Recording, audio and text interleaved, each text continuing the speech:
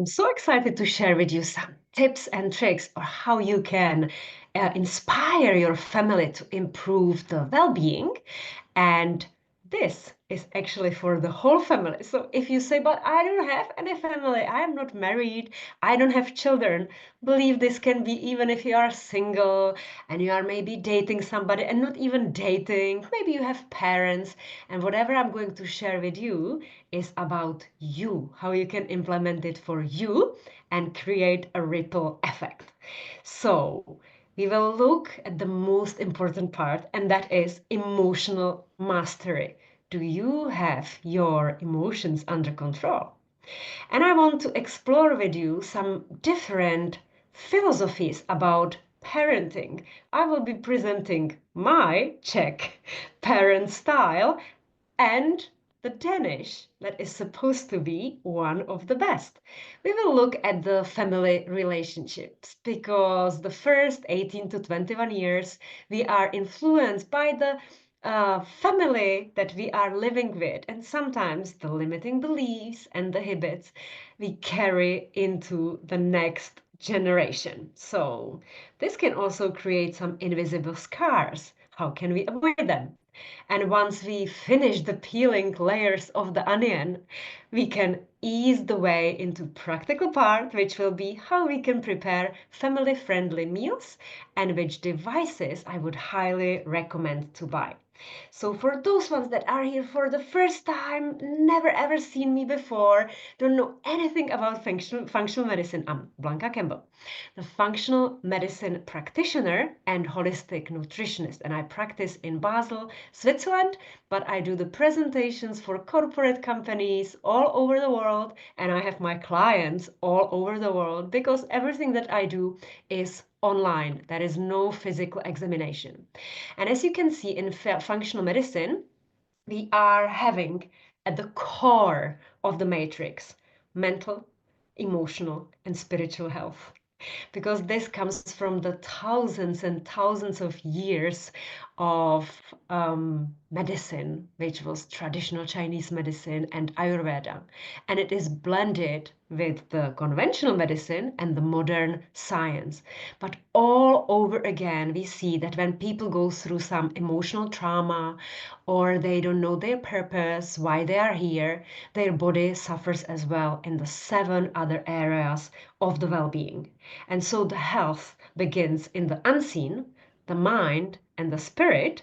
And once we discover where are the obstacles, we can also look at the modifiable lifestyle factors, which is sleep, relaxation, exercise, movement, nutrition, stress, and relationships.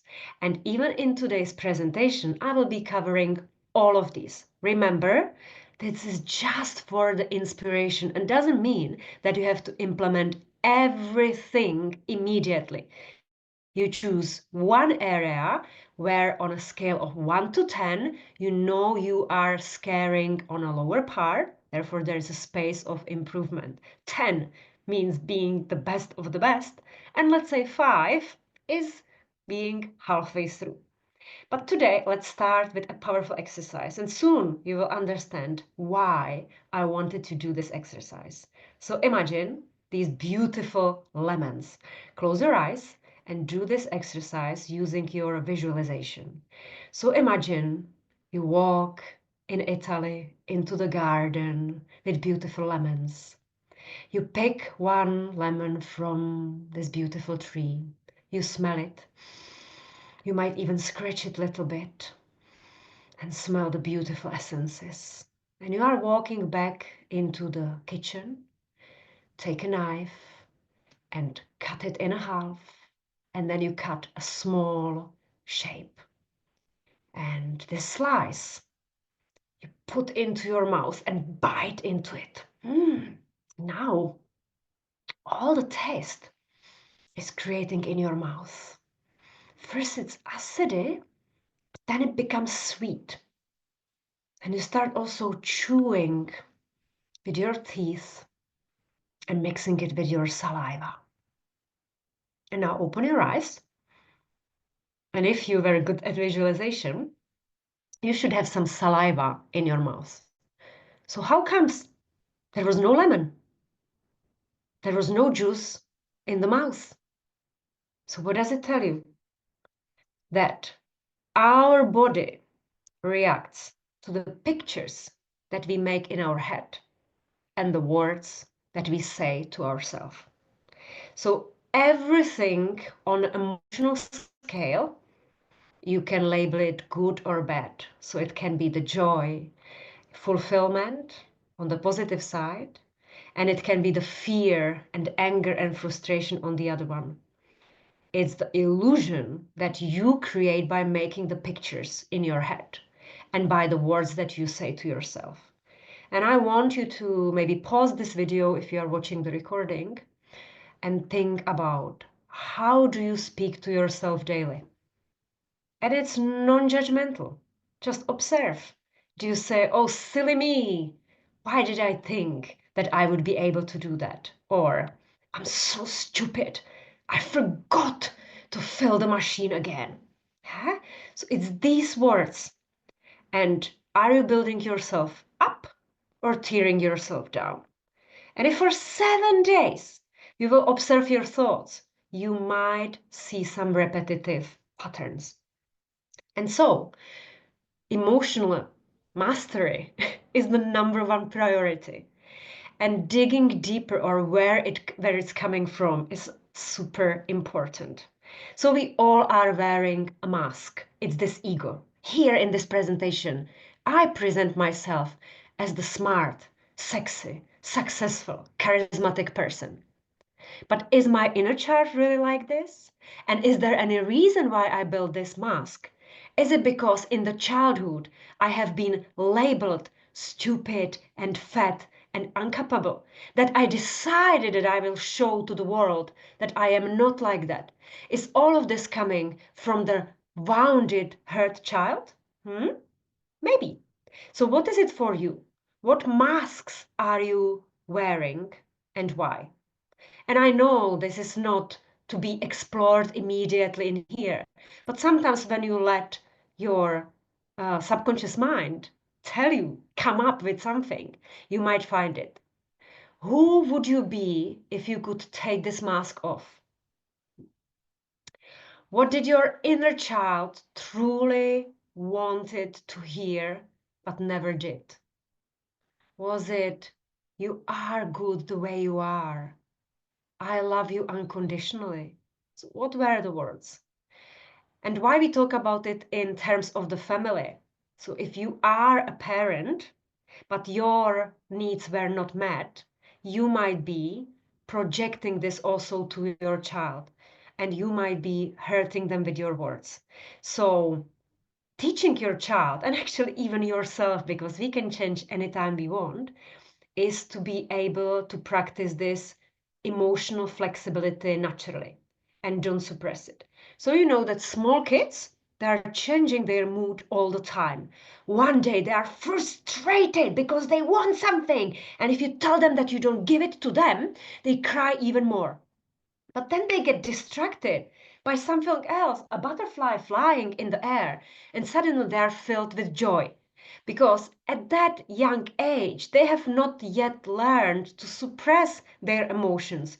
But as we grow at the age of 6 and 7 and 8, going to school, we were told not to express our emotions. Crying is a sign of weakness. Anger, uncontrollable anger, is unacceptable. And so we put the mask on and we suppress our emotions. But life is not flat. And so are the emotions. They go up and down, up and down. The aim is to be able to master it. And this is called um, a refractory period. So it is okay to feel sad or have some doubts or feeling anger. But then we want to come to the ground zero. And on the ground zero, there is this calmness, optimism, and the hope that everything is going to work in our highest good. And if you vibrate even higher, there is a curiosity. Curiosity is like trying without the expectations. That is the bliss that we have when we do something that we love. We do it with passion. We see there our purpose in that moment, and we don't really have any expectation, no good, no bad.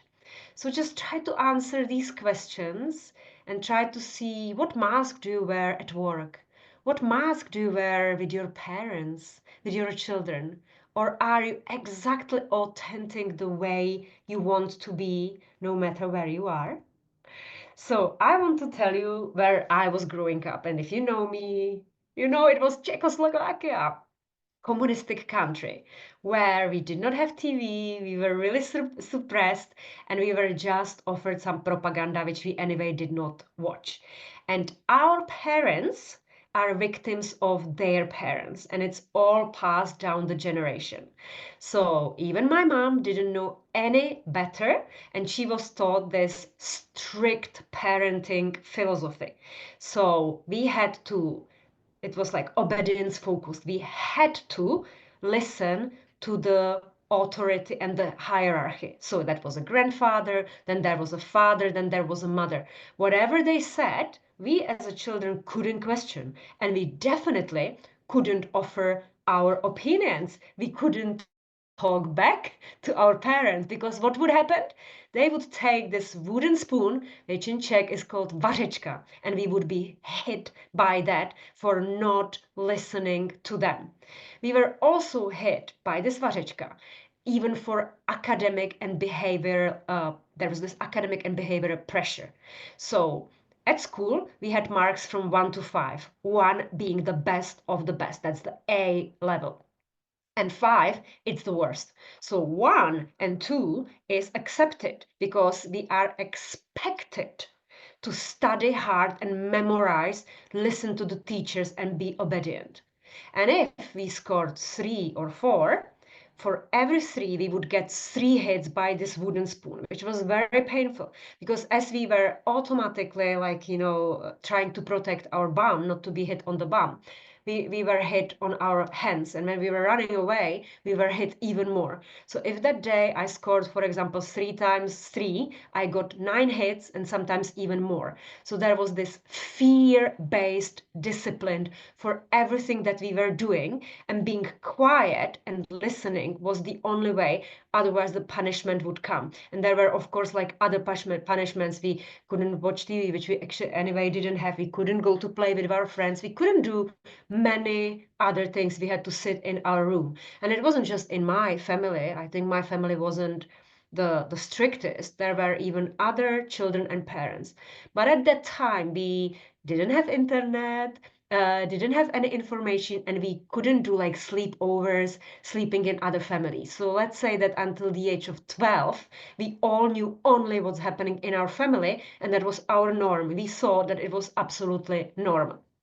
When I was preparing for this presentation, I started researching what are other philosophies of the parenting, and which one, at least here in Europe, is praised as one of the best. Okay, and that was Danish. I don't know any Danish person, have never been to Denmark, and so I'm only presenting to you what I have found in the literature or in the books that I read for this presentation. So apparently in Denmark, it is praised to have an open communication.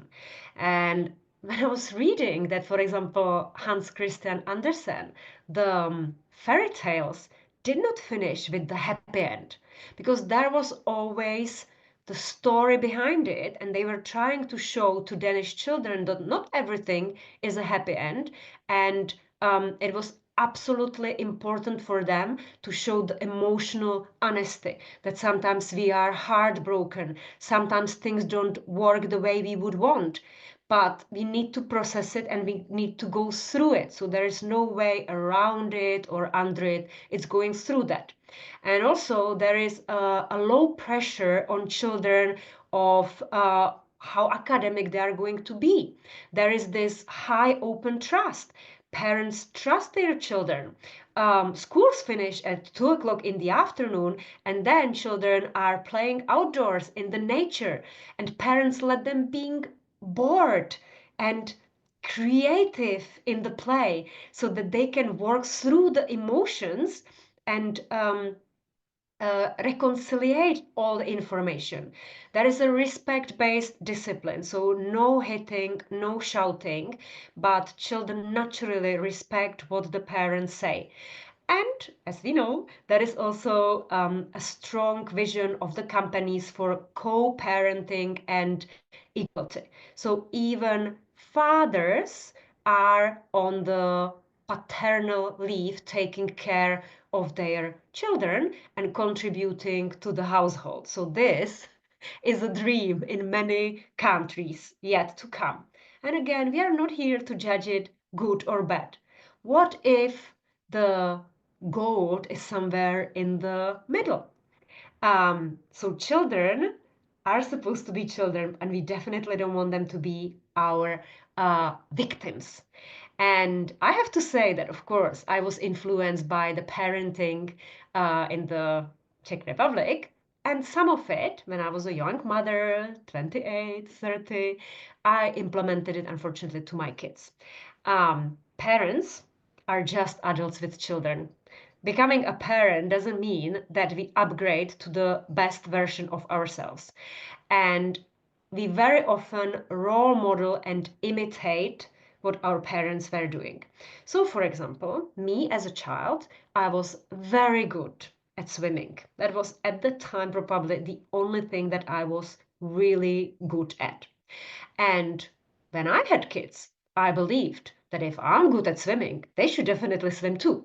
So I signed them up for the best swimming schools, actually skiing as well. And very often, because there was like a swimming pool and like one part was golden and glass, and all the parents were sitting there and watching their kids how they swim. And my daughter was like refusing to swim. And then she told me, well, if you like swimming, do it. I don't want to do it. And then I was thinking, okay, I need to be the role model. So if they go to the cold swimming pool in February, so should I. So I started going swimming as well. I didn't want to be just the parent that tells them to swim and not swimming myself in the cold water. And the same was, for example, with piano, because as a child, as everybody, I had to play piano. But then I gave up. But all my life, and even now, I was dreaming about playing the piano. And so who had to play the piano? It was my daughter. But then during the COVID, she said, no, if you want to play piano, you do the classes. I don't want to do that. So, is there anything that you are trying to fulfill your dreams and you are pushing your children to do that? Or can you recall the situation that your parents were doing this to you? So, where are you trying to raise others when you should be raising yourself? And this can be even with colleagues, with your partner. Sometimes we think like, okay, I married him, he didn't want to have children, but I can work on him and I can change him. You can never change the person, even if you try. It must be them who want to change themselves. So are you projecting your dreams to others? Hmm? So you can pause this video and just think about your parenting style or how you communicate with other people and what do you want them to be rather than being themselves. Another very important topic, if you have children, is not labeling and hurting with words. And I wonder if this ever happened to you and if you carry any invisible scars. I can tell you, I, until recently, carried many invisible scars that I already forgot about. And when I talk to my clients and we come into the childhood trauma or what happened to them, very often they say, they heard, you will never be good at this. You are too sensitive. Stop crying, or I will make you a reason to cry. You are so lazy. You will never achieve anything. Why can't you be like your sister or your brother? So this comparison, it's not a big deal, get over it. And all these things can become like the inner voice, because once spoken, these words echo and stay in the children. Oh, I'm so messy. I can never do this and that. So were there any words that you heard in your childhood and that maybe made you prove them wrong, like it did in my case, when I was always labeled fat and stupid, and now I am smart and beautiful? So can you even change this? Or do you know anybody who actually took this as the real and their life is spiraling in anxiety and depression or not believing in themselves?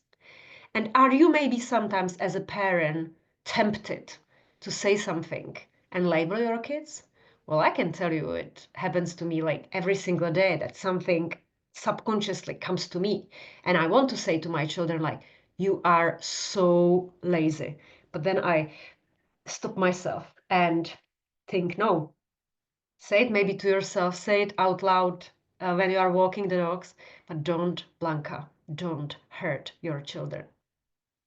But I also want to give you example from my clinical practice as a functional medicine practitioner. Many of the adults come to me and they say, look, I have ADHD. And I tell them, like, how was that really diagnosed? And they say, I have like trouble focusing. And already as a child, I just like couldn't learn. I had these learning difficulties and I had poor handwriting. But I was also, then they come to me as adults and they say, yeah, but I was always like sensitive with my stomach, I get bloated quite quickly. Sometimes I have diarrhea, constipation, I have itchy bum, I'm farting a lot. And I did the tests for celiac disease, but I don't have celiac disease. However, they did not do the tests for gluten sensitivity. So very often there are like 7 markers for the gluten sensitivity, which is not celiac disease, because celiac disease you would be super skinny, not thriving very well, and have lots and lots of problems. But gluten sensitivity, you can still be even overweight, but your body, your immune system reacts to it, like anti-gliadin in a stool and so on. And very often we discover that they actually have a gluten sensitivity. So part number 1 is, of course, avoiding gluten completely. And that includes, for example, even oats. Even if it's gluten-free oats, we avoid also oats. And then we do all the protocol to eliminate all the yeasts and pathogens that we find in the stool test. The other thing that people say, like when I was a small child, I always had like dry skin, eczema, asthma.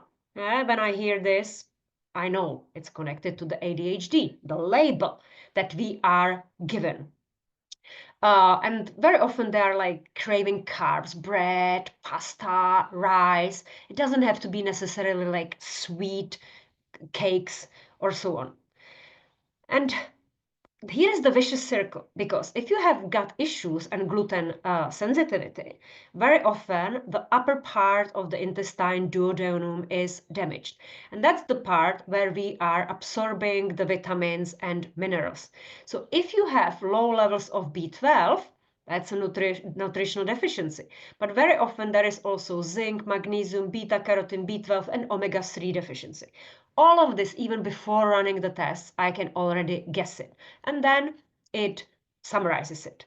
Very often, I also have clients that eat sushi or tuna, which is a heavy, toxic, mercury-filled food.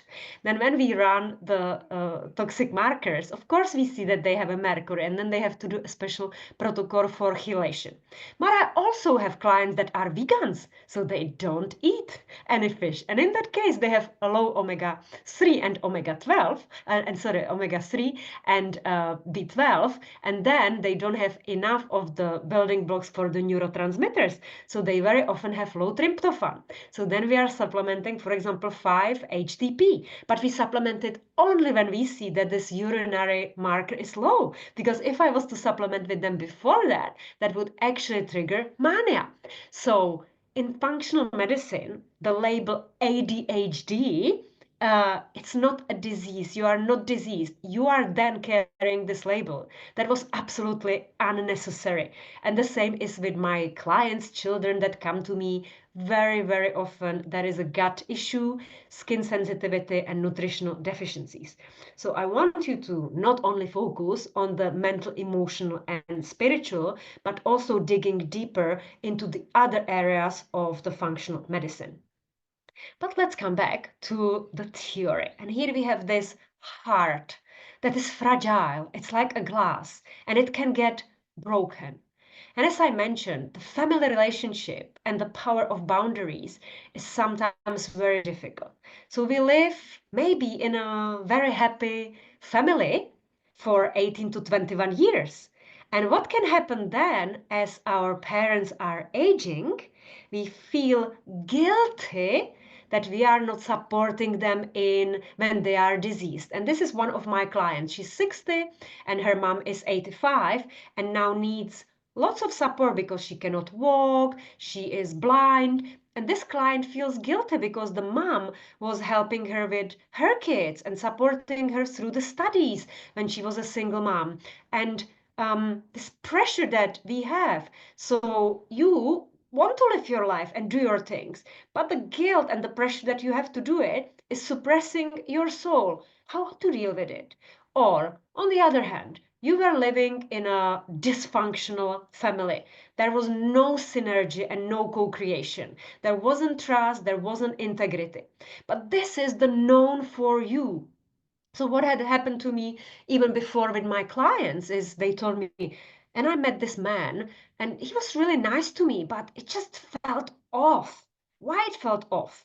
Because she was used to her father telling her how useless she is. And that was her norm. That was like a standard. And as soon as a man started telling her that she's great and wanted to do something, it was unknown and unfamiliar for her, and she was running away from it. So sometimes you can see that we are looking towards something that's familiar, but that might not necessarily help us to break the chain. So thinking about like the boundaries, and sometimes it can be even with children. So let's say that if I grew up in a poor family in Czechoslovakia, working in the field, living in a small village. And I have two children. I don't want them to live the life that I had because I had to go through many struggles. So I am maybe preparing their life in a better way. But is that good? Maybe not.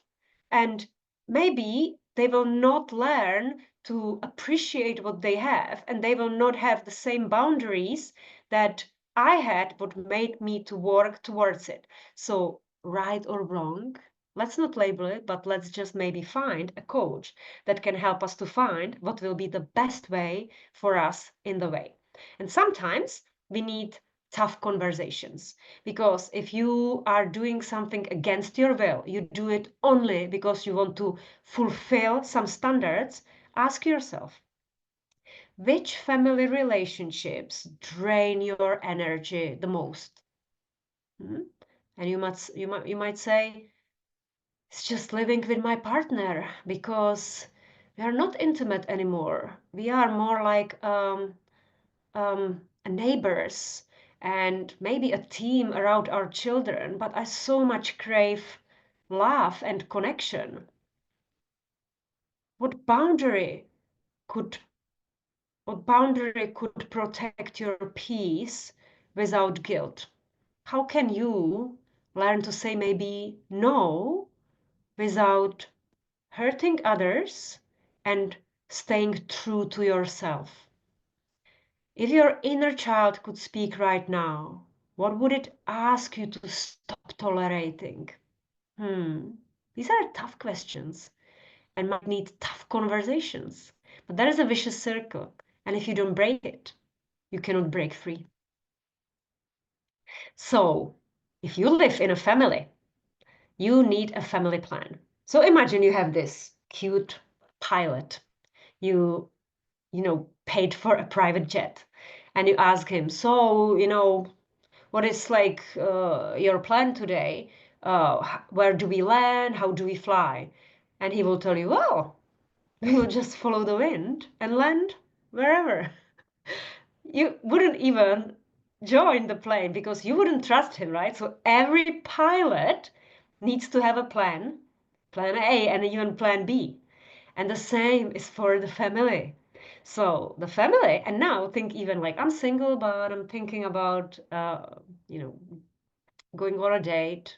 Even there, it's important not to play a game because men can say, well, but I'm not planning to have a children.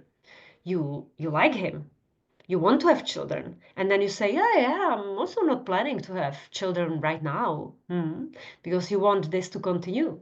And then as the relationship develops, 6 months, 12 months, you say, I want to have children. I always wanted children. And the man says, but I told you at the beginning, I want to build my career. I don't want to have a children. So being honest and having a plan, and already when you are dating, honestly saying what you want, what are your core values. So both in the couple need to have a shared core values to raise the children or cultivate the children together. So how do you want your children, parents, and partner to experience you? Yeah? So you even need to know about you. What are your core values and what you are bringing to the table or to the family? How can you support the family? And the partner should say the same. And then you have a plan. How can we make it work together? What do we want to, cultivate our children and bring them up to? Because if there are two different opinions, it's just not going to work. Are you living by passion or by expectations? And that would be like another question, because very often, like I live my passionate life now. I love what I do and I'm passionate about everything. But let's say if my parents, luckily, my parents didn't have any expectation of me, they never said like, oh, we are all doctors. You need to study the medical school and become a doctor too. Maybe I would be very unhappy if something like happened. So I could always follow my passion. And I also, for my children, they never had to have a good marks. And I definitely did not have to hit them with the wooden spoon because I didn't care what marks they have for as long as they were happy and knew what they want to do and then also carry the consequences. If they want to go to the university, they go. If they want to work like gardeners or cleaners, they can for as long as they are happy and carry the consequence of that. Yeah. So what do you do with your children? Do you project on them or did anybody project on you? Let's bring it to the gratitude because gratitude is the medicine. And you can't feel fear, anger, or sadness if you are in a state of gratitude. So I actually want to share with you two stories now that happened to me this week. That's why it's recent. The first one, yesterday I was interviewed by one life coach. She's actually my life coach, and it was for her podcast. And she asked me, why am I so successful? And what would I want to change in my life? And I said, well, I wouldn't want to change anything because I am extremely satisfied with the journey I'm walking. So there is nothing that I want to change. There may be some small improvements, how I want to develop the business, or maybe like what I want to like improve my German, but it's all improvement, whether it happens or not. My life today is complete. And I also told her that she asked me how did I do it? How did I go through all the obstacles as an entrepreneur? And I told her that like I don't have fear. It's maybe like advantage because I don't think in advance of the worst case scenarios that could happen. I have my vision and I truly honestly believe that it's going to go the way I vision it. So there is no any other way than the one that I'm following and I just trust it. Sometimes there is a detour, sometimes it takes a little bit longer because there is a divine timing, but deeply in me, if my soul tells me that this is the path, I walk on the journey because journey is the destination. And the second story that I want to share with you that I shared with my children, I do discovery calls for my business.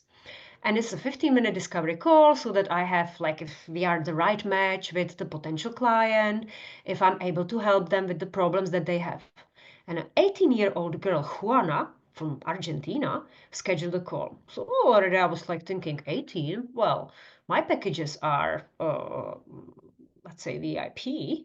The prices are not the lowest, and the value is high. And so I asked her, like, is she in Basel? And she said, yeah, she's in Basel, Switzerland. I said, also, did your parents come because of the, like, a business? So I was thinking, okay, like, parents are scientists from Argentina, and she's going to the international schools, and she just can spend as much as she wants. And she, like, booked me because she wants to ask me about something, because very often my clients are like 45 plus, they are, you know, financially very secure. So we don't really have to talk about money because they can always afford everything that I offer. And she said, no, no, no, we escaped Argentina during the COVID, and my father thought that he would find a job in here, and he's unemployed, he doesn't have any job, and my mom is a babysitter, and I have a 16-year-old brother. And I was wondering, like, is she going to pay for my package? And I said, so did you see, like, what are the prices of my packages? And she said, look, I'm very desperate. And she gave me, like, the health issues she has and how she feels. And she said, look, I just, you know, I was from the pure desperation, I booked with you, and I don't have any money, but I'm thinking about working in summer and making some money. And if I could slowly pay you, but I just desperately need your help, which was heartbreaking for me. And of course, I offered the full package for free. And I actually, all the supplements that I had, even for my children, everything, I cycled to Basel. I gave it to her because she was so desperate. She wanted to start the antidepressants, and she was constipated. Like, she went to the toilet every 5 days, which was unacceptable. She had acne all over her face. She felt the social pressure, children laughing at, like, her not having the money, no clothing, nothing. And she was just so brave to schedule the call with me. And then in the evening, I shared this story with my children, and I told them, you know, she had no money and she, like, booked this. I didn't tell them that I gave it to her for free. And they said, so what did you do? And then I told them that I gave it for free, and that I was thinking, look, you are almost the same age as she is. Look at how you live. You have everything. I can help you with everything. And they expressed the gratitude. And I expressed the gratitude that I can afford to help somebody for free, pay for supplements. It doesn't make anything in my budget. Just can't afford it. And the gratitude that I can prepare the list of tests for my children, I can find the best doctors, I can interpret it, and I can take control of our health. So gratitude is extremely important, and the confidence, if you ever feel that I'm, like, super confident, it just comes from the competence. I was never really super confident before that. So the reason why I share this with you is that it's about rewiring the focus. So what helps me is never to focus on the worst case scenario, but focus on the best outcome.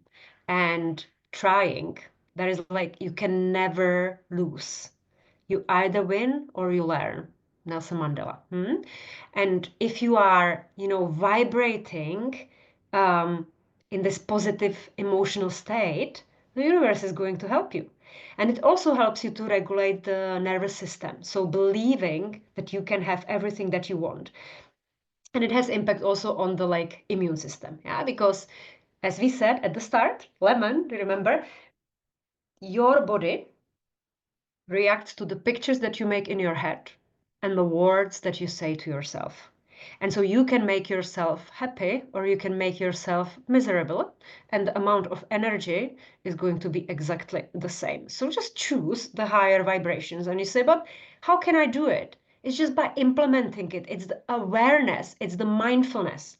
So, what was the best moment of my day? This is what I ask myself every single day. Like, what was the best? Was it that I could help Juana and she can live a better life? She's going to help somebody else. And by the way, this girl, when I met her, she drew a picture for me with a thank you note, how much it means to her that I helped her. It's really nearly breaking my heart, you know, and I was so happy and so grateful that I could have done that. And of course, I will continue months and months now supporting her And she even told me she wants to study nutrition. So that's so nice, huh? So maybe one day she will work for me.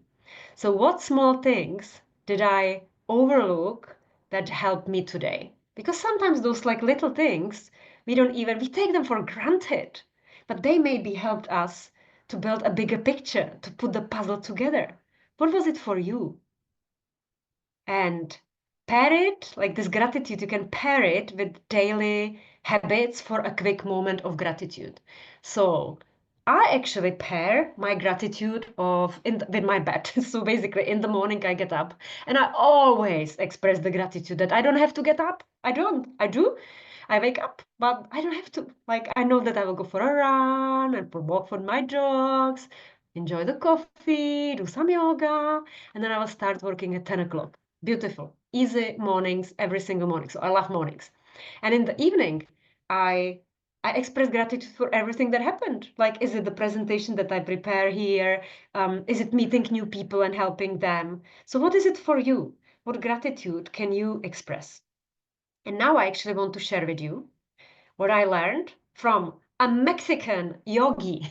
So when I was doing my first yoga teacher training in 2017, it was 17 sisters. And just to say that everybody who is doing a yoga teacher training, they have some deep, deep, deep problems. And they are looking for a spiritual help to get themselves out of the rock bottom. And so yeah, I was there as well in 2017, probably the worst year of my life. And I met also this Mexican girl that was in the room with me when we were having the weekly lectures in London. And she was just married and she started going to couples therapy. And I was wondering, oh my goodness, at the start of the marriage and already going to couples therapy. That was my judgment in 2017. And she shared with me what the therapist was giving them as exercise. And it was actually Carl Gustav Jung, the shadowing, the mirroring. That's all that I know now. I didn't know it then. And is these triggers are invitations to heal. So everything that we label bad or triggering is actually showing us where are our weaknesses, where are our shadows, and what we need to work on. And sometimes it's a person that triggers this. And this emotion is here and it's telling you, hello, I'm here for a reason. And so she shared that the psychotherapist said, like once a week, just create a nice space, candles, time that you are not going to be disturbed, and ask your partner, what upset you? What made you upset this week? And it can be like, you know, on Wednesday, when I was so triggered by my colleague, and we were lying together in the bed, and we were reading the book, and I was like telling you how I feel, how she made me triggered, and you just continued reading, turning the pages, and you did not even pay attention for me. So I felt so unseen and unheard, and like I don't matter. And the rule is that normally, let's say that the husband would be saying, but I was like reading this because I had to finish it because I had to go through that and that and that. But no, no, no.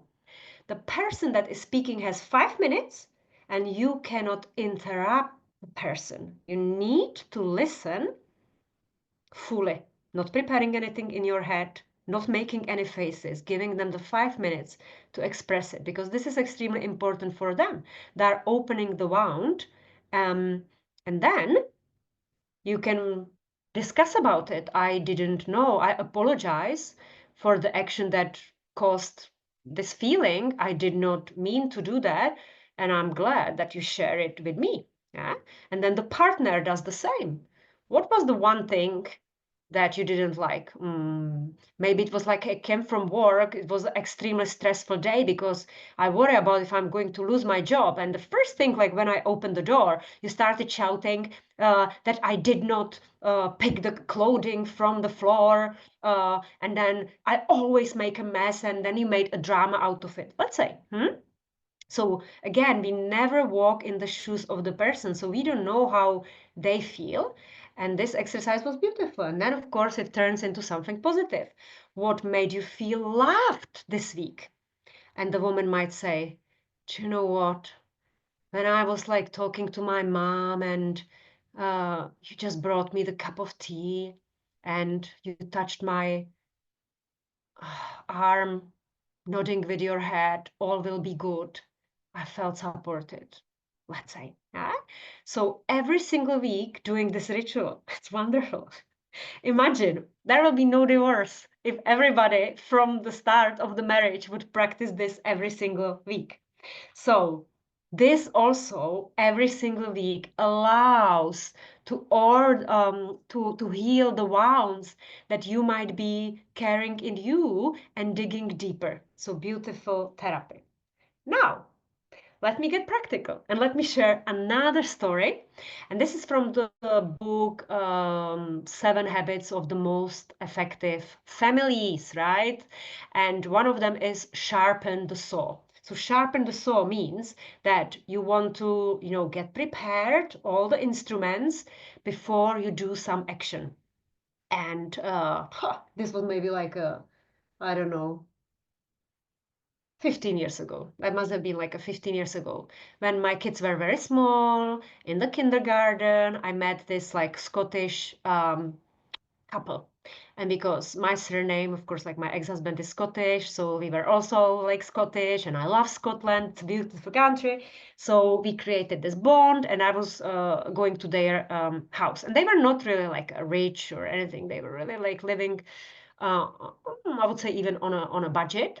But what I loved is that they had every Sunday a ritual that with the kids, they put the music on, they were dancing, they actually opened like a glass of the bottle of wine, and they were for 4 hours preparing all the meals for a whole week. Yeah, because they were making everything from the scratch.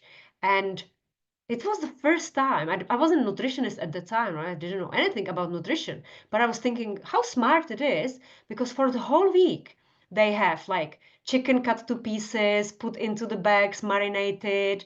They had like potatoes in cubes and ready to be baked in the oven with the cream. Just like everything was prepared in 4 hours. And then a whole week, they had time to do sports and go for a walk and all of that.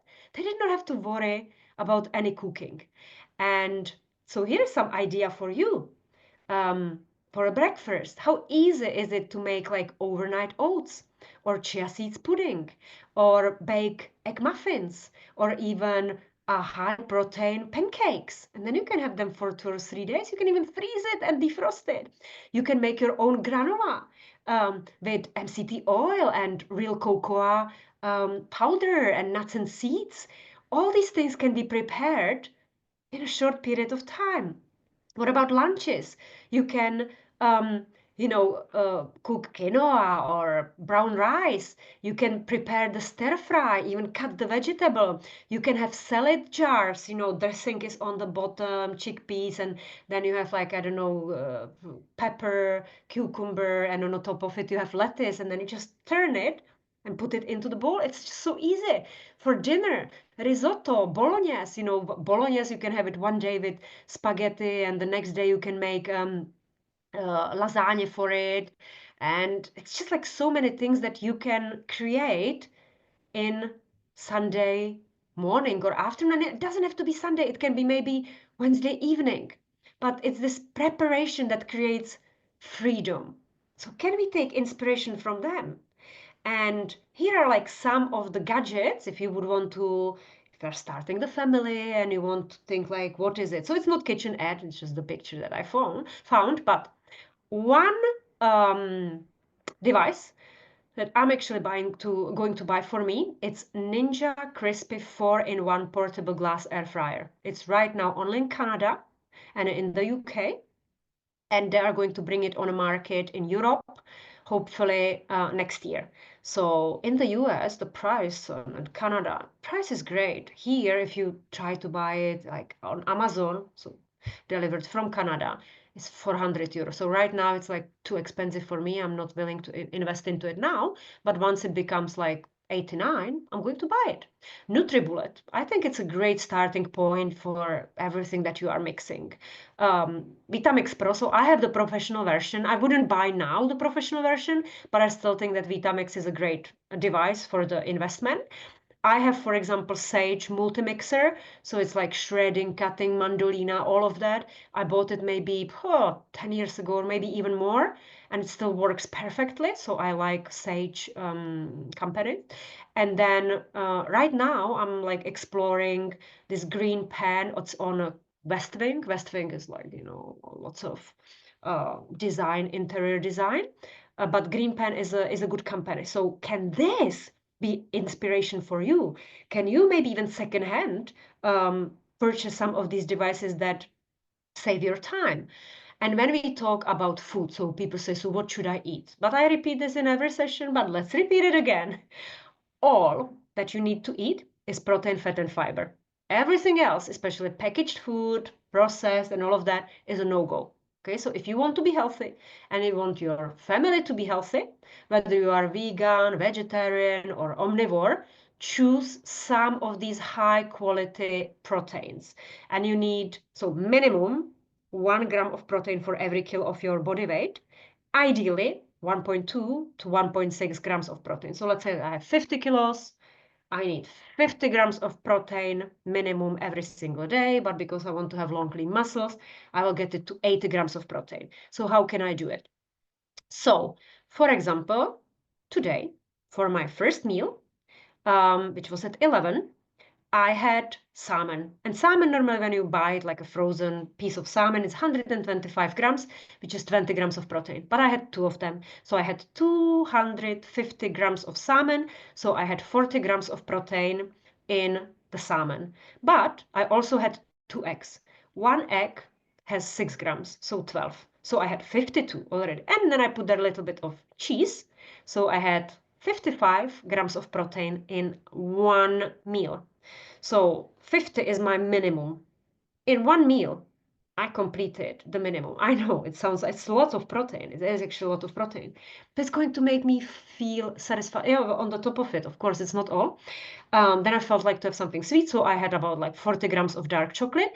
And I had pistachio cream, which is very, very fattening, but it was like nice and creamy. And first I had 1 spoon, then two, and then in the end I had 3 spoons of this pistachio cream, which is quite high in protein. So I probably in this one meal, I got myself to 65 grams of protein. And now, maybe if everything goes well, I'm not going to eat any other meal because I had all the protein. Of course, I had vegetable with it as well. I had like a sweet potato and other things. So it was a large meal, but I feel so satisfied. And the dark chocolate with the pistachio was, the sweet treat that I needed. I'm not going to go all day searching for some biscuits because I feel actually very full. So how can you do it in 1 or 2 or maximum 3 meals? The same comes with vegetable and herbs. So we need minimum 10 portions of vegetable every single day. And portion is one handful, yeah? So if I grab one big tomato, it's one portion. I need 9 other portions. So it's a lot of vegetable. So you are going to be full by the time you eat the protein and the vegetable. Yeah? And you want to eat the rainbow, so different colors, red and yellow and orange and green. And then you need fat. But you don't have to worry about fat because fat is like really everywhere. So the salmon that I had, there was plenty of fat. The eggs that I had, plenty of fat. The piece of cheese, plenty of fat. The pistachio cream, plenty of fat. The chocolate, plenty of fat. So I completed the fat amount and I don't have to think. Yeah. But if you don't eat what I eat, maybe having some avocado, extra virgin olive oil, chia seeds, all this is phenomenal as well. And then if you say, but I love fruit, you can still eat fruit, but from the 10 portions that we said, 2 handfuls will be fruit. And preferably you want it to be berries. So blueberries, raspberries, pomegranates, all the high polyphenol, low carbohydrate fruit that I'm mentioning here. And if you say, but I love, rice, pasta, I'm really slim, I'm extremely physically active, then okay, have some resistant starch, cooled potatoes, or I use like a frozen sweet potato and then I warm it up because then it doesn't have the carbohydrates in it. And I'm using it purely because of the sweetness. Yeah. So, sorry, had to sneeze. And it's true, we say in Czech. So, what's the secret? There's no secret. So, it's not about doing everything, it's about doing what matters consistently. That's where the magic lies. So consistency over intensity, progress over perfection, fundamentals over trends. And you do it over and over and over again. Are you ready to open door into the unknown and change something, whether it is the hidden trauma from the childhood or speaking the tough truth about your emotional needs or having a tough conversation about the family time? What is it for you?